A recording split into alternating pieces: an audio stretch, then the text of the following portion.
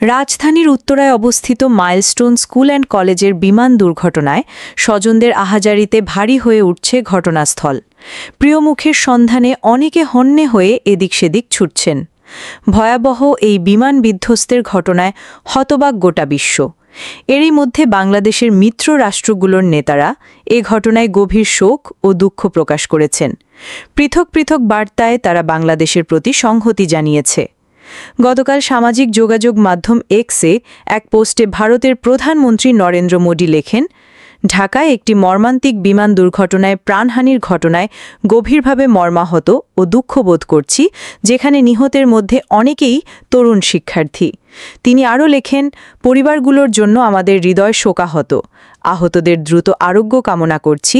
বাংলাদেশের প্রতি ভারত সংহতি প্রকাশ করছে এবং সম্ভাব্য সব সহায়তা ও সহযোগিতা দিতে প্রস্তুত রয়েছে। একই দিন এক্সে আরেকটি পোস্টে শোক জানান পাকিস্তানের পররাষ্ট্রমন্ত্রী ইসহাক দার।